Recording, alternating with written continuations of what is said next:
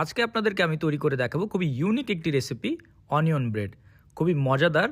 আপনারা চাইলে চায়ের সাথে তৈরি করে গরম গরম পরিবেশন করতে পারেন। বানানো খুবই সহজ আর খেতে খুবই দুর্দান্ত। এর ভিতরে চিজ থাকার কারণে এটি আরও খেতে খুবই চিজি লাগে।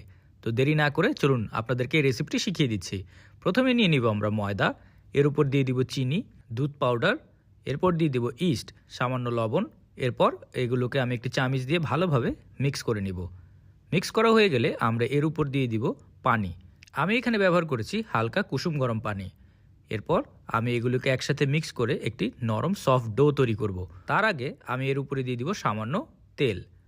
এরপর এগুলোকে আমি ভালোভাবে মিক্স করে নিব।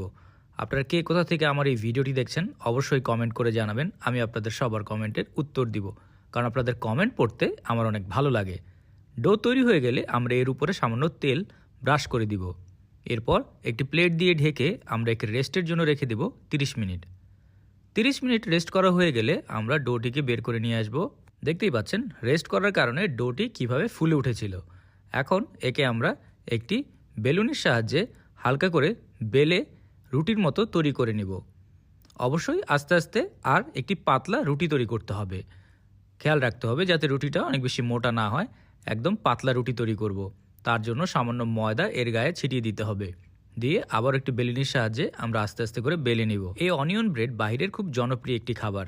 সবাই চায়ের সাথে এই অনিয়ন ব্রেড খেয়ে থাকে। আমার রুটিটি তৈরি হয়ে গেছে। এখন একে নিয়ে আমি একটি বেকিং ট্রেতে রেখে দিব। এরপর আমি একে ঢাকনা দিয়ে রাখবো 10 মিনিটের মতো। 10 মিনিট রেস্ট হয়ে যাওয়ার পরে আমরা ঢাকনা তুলে ফেলবো। এরপর একটি ডো কাটার বা একটি ছুরি দিয়ে আমরা একে সুন্দর করে কেটে নিব। দেখতেই পাচ্ছেন আমরা চারিপাশে ঘুরিয়ে ঘুরিয়ে একে কেটে নিয়েছি। এরপর এর উপরে আমরা দিয়ে দিব চিজ। আমি এখানে ব্যবহার করেছি মোজারেলা চিজ। আপনারা চাইলে অন্য যে কোনো চিজ এখানে ব্যবহার করতে পারেন। মোটামুটি আমরা এখানে অনেকগুলো চিজ ব্যবহার করব। এরপর এর উপর আমরা দিয়ে দিব ধনিয়া পাতা। ধনিয়া পাতা কুচি কুচি করে কেটে আমরা এর উপরে দিয়ে দিব। এরপর আমরা এর উপর দিয়ে দিব চিলি ফ্লেক্স। চিলি ফ্লেক্স দেওয়া হয়ে গেলে আমরা দিয়ে দিব এর উপরে পেঁয়াজ।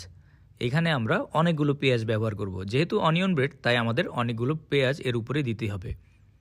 পেঁয়াজ দেওয়া হয়ে গেলে আমরা এর উপরে দিয়ে দিব সামান্য লবণ। স্বাদের জন্য আমরা সামান্য লবণ আর অরেগানো দিয়ে দিচ্ছি। দেওয়া হয়ে গেলে আমরা একে নিয়ে একটি ওভেনে দিয়ে দিব। ওভেনে আমরা 15 থেকে 20 মিনিটের মতো একে বেক করলে আমাদের অনিয়ন ব্রেড তৈরি হয়ে যাবে। দেখতেই পাচ্ছেন কি সুন্দর অনিয়ন ব্রেড তৈরি হয়ে গেছে। এখন এই ব্রেডকে আপনারা কেটে পরিবেশন করতে পারেন। এরকম মজার মজার রেসিপি পাওয়ার জন্য টোস্টেড বাংলা পেজকে অবশ্যই ফলো করবেন। আর ভিডিওটি যদি আপনাদের ভালো লেগে থাকে একটি লাইক অ্যান্ড শেয়ার করতে ভুলবেন না। সবাই ভালো থাকবেন, সুস্থ থাকবেন আর মজাদার খাবার ঘরে তৈরি করে খাবেন।